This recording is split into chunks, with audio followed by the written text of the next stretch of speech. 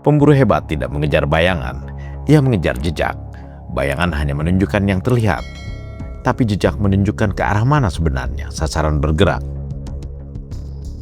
Akhir-akhir ini, mahasiswa turun ke jalan, mengusung spanduk, berteriak lantang memakai pelantang, merasa sedang menyelamatkan Republik. Mereka mempersoalkan harga kebutuhan pokok, minta turunkan harga BBM. Yang anehnya justru BBM non-subsidi buat orang kaya, Pertamax. Pemborosan APBN, termasuk program makan bergizi gratis, hingga koperasi desa kelurahan Merah Putih.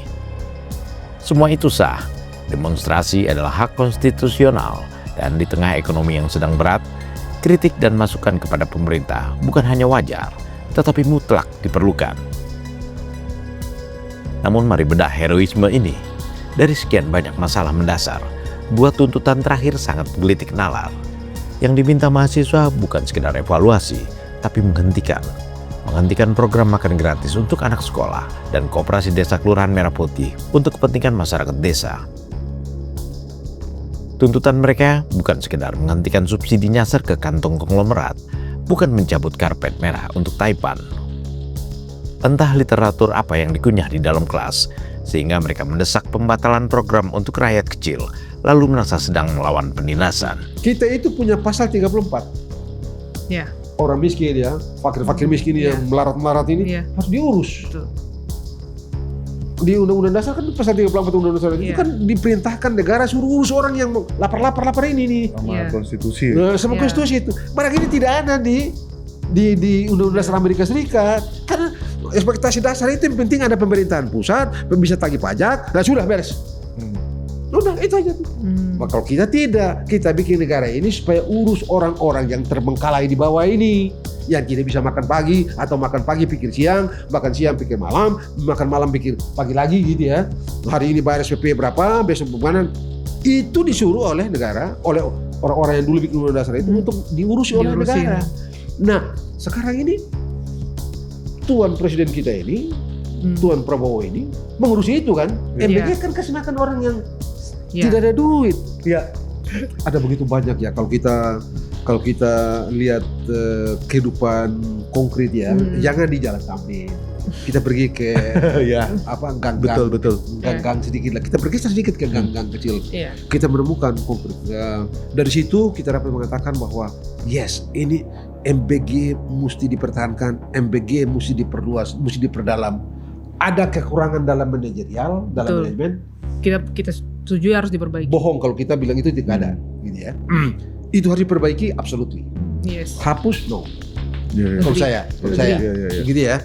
Mengapa? Walaupun dengan kasus sebesar kemarin korupsi, secara hukum nih Bang. Enggak, kalau korupsi itu menjadi alasan MBG dan atau BGN mesti dihapuskan, maka korupsi yang pemerintahan ini masih ada nggak? Semua nggak ada. Karena aku juga karena semua dikorupsi kan?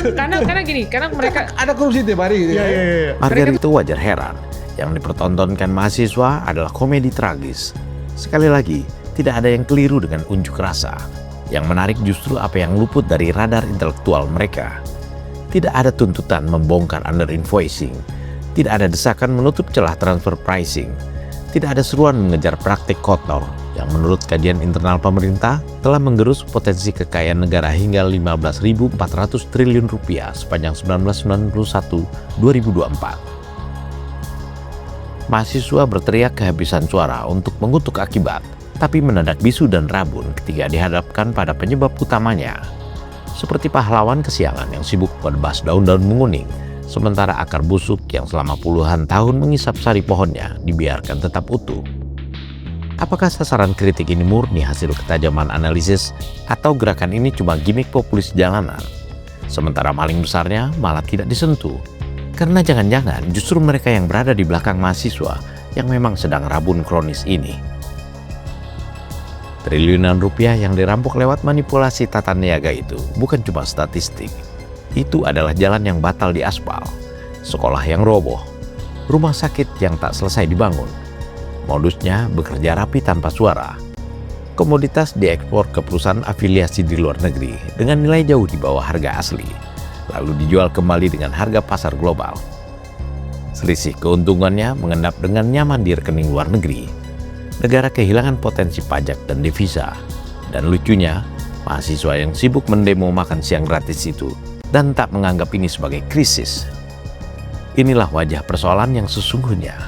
Bukan soal siapa yang duduk di kursi kekuasaan, tapi bagaimana sebuah sistem dibiarkan memfasilitasi kekayaan negara yang mengalir ke kantong mafia yang sama selama berpuluh-puluh tahun. Saya selalu bertanya nih, jargon yang dibawa oleh mahasiswa reformasi jilid 2. Bagi saya belum saatnya kita reformasi jilid 2 karena kita harus tuntaskan reformasi jilid pertama. Korupsi, kolusi, dan nepotisme itu kan belum tuntas. Kalau kita bicara oligarki, gak sebatas oligarki ekonomi. Ada oligarki di bidang politik, ada oligarki di bidang militer. Anda lihat ada pimpinan partai yang berkuasa puluhan tahun, gak turun-turun. Ya. Korupsi di depan mata. Ada partai politik yang vokal memposisikan sebagai oposisi saat ini. Tetapi pada saat posisinya sebagai the ruling party, ada menterinya yang saat penanganan COVID terlibat juga kasus korupsi. Ya, saya minta agar mahasiswa fokus pada penuntasan korupsi, kolusi, dan nepotisme. Fokus pada reformasi jilid pertama. Fokus pada supremasi hukum. Dan disinilah paradoks itu terjadi. Presiden yang selama ini lebih sering difitnah sebagai tiran dan otoriter, justru mengambil langkah memotong urat nadi permainan ini. Lewat kebijakan pengawasan ekspor satu pintu negara untuk komoditas strategis seperti batu bara, crude palm oil, dan ferroalloy, ruang gelap under invoicing itu mulai diberangus. Butuh waktu melihat keberhasilan kebijakan ini. Pemerintah bukan malaikat. Tanpa transparansi dan pengawasan publik yang ketat, kebijakan satu pintu ini juga rawan melahirkan monopoli baru atau sekedar memindahkan kunci berangkas antar oligarki. Tetapi setidaknya arah pukulannya jelas.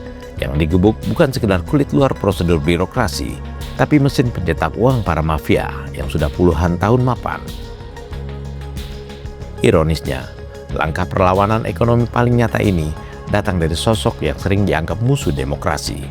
Sementara selama bertahun-tahun, kata revolusi terlanjur dibajak maknanya sebatas demonstrasi, bakar ban, dan pidato perlawanan.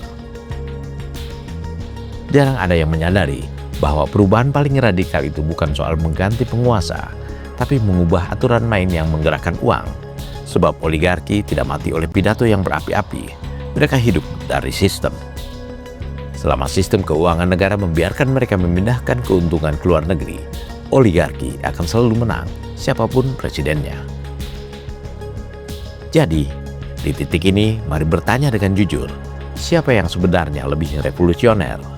Mereka yang berjaket alma mater memblokade jalan, tapi cuma berani melawan kebijakan makan untuk anak miskin. Atau sang pemimpin sekarang ini yang sedang memukul sarang lebah dan mengubah aturan main yang selama puluhan tahun nyaris tak berani disentuh siapapun pemimpinnya. Revolusi sejati adalah keberanian menggulingkan kepentingan yang dianggap terlalu besar untuk disentuh, bukan sekedar berteriak maling kencang di jalanan. Sebab perubahan besar tidak pernah lahir dari toa yang paling nyaring. Ia lahir dari keberanian negara membalik arah kompas prioritasnya. Bukan lagi menjadi negara naif yang cuma sibuk menghitung angka pertumbuhan di atas kertas, sementara triliunan rupiah bocor di bawah meja. Jadi siapa sebenarnya yang selama ini menggarung manfaat? Ini bukan lagi soal mengejar statistik PDB demi panggung internasional. Ini adalah urusan pragmatis tentang memperkuat perut rakyat melalui pangan, mengamankan masa depan lewat pendidikan, dan membangun barikade posisi tawar masyarakat kecil agar tidak selamanya menjadi keset para taipan. Karena pada akhirnya, kekuasaan bukan panggung teater untuk merayakan siapa yang sedang memimpin. Kekuasaan adalah instrumen purba tentang satu hal, kemana arah sumber daya dan keadilan bergerak. Dan, suka atau tidak, Prabowo adalah lokomotif dari gerbong perubahan itu.